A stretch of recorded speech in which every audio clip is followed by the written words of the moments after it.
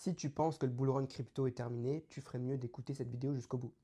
Il y a de la panique en ce moment, le mois d'août démarre avec beaucoup de doutes et je le ressens partout. La baisse des taux par la Fed s'éloigne encore. Powell dit que l'inflation causée par les tarifs douaniers pourrait être durable et non pas temporaire comme il disait au début. La tension monte, certains pensent que le sommet du cycle a été atteint à 123 000 dollars sur Bitcoin et Bitcoin est en train de retester un niveau ultra clé en ce moment qui est son ancien ATH à 113 000 dollars. Mais pour moi, là où il faut faire attention, c'est de ne pas repasser en dessous des 110 000 dollars sur Bitcoin. Ça serait une vraie alerte rouge, pas pour la fin du cycle, mais en tout cas pour le mois d'août. Techniquement, en tout cas pour l'instant, tout reste sous contrôle, mais si on casse ce support du coup de 110 000 dollars dans les prochains jours, là ça pourrait s'aggraver. Aujourd'hui, ça reste une journée importante, on est le 1er août 2025, et il y a le rapport NFP sur l'emploi américain qui est une donnée très regardée par la Fed pour la baisse des taux. Et il y a aussi les nouveaux tarifs douaniers qui deviennent officiels aujourd'hui, mais ils ne vont pas rentrer en vigueur avant le 7 août.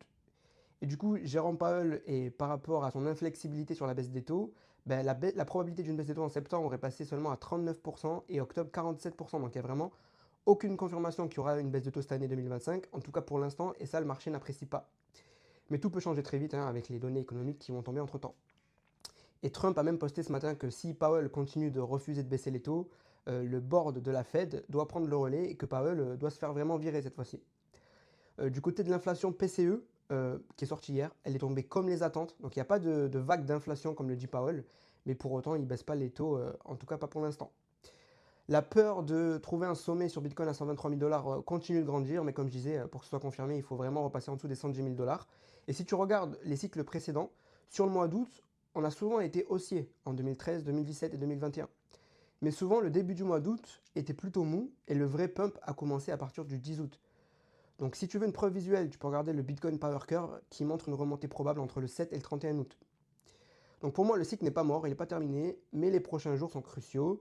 Du côté des altcoins, c'est pareil, on est juste en train de retester les niveaux de cassure de juillet, qu'on avait redépassé des résistances, qui deviennent maintenant des supports, et pas de panique pour l'instant en tout cas. Du côté d'Ethereum, il doit casser 0,033 contre Bitcoin, sur la paire en fait contre Bitcoin, et s'il y arrive, il pourrait encore monter derrière de plus de 20%. Donc il y a une petite pause sur le marché. Pour moi, comme je disais, il y a des supports à tenir sur Bitcoin. Et tant qu'on ne les franchit pas, il n'y a pas vraiment d'inquiétude à avoir. Du côté des retail investors, on voit qu'il n'y a pas d'euphorie du tout. Et que les vues sur les vidéos crypto elles sont très basses comparées à ce qu'on a pu voir déjà en novembre 2024 et aussi dans l'alt season de 2021. Donc pour l'instant, il n'y a pas du tout de signe il n'y a pas du tout de signe qui montre que la fin du cycle est en train d'arriver. Donc je vous recommande de rester persistant, de ne pas abandonner et surtout de rejoindre mon groupe Telegram où je vous partage toutes les infos crypto chaque jour en temps réel et je fais aussi des messages vocaux pour vous donner des conseils d'investisseurs en crypto depuis 2018. Et donc le lien se trouve dans ma bio, c'est 100%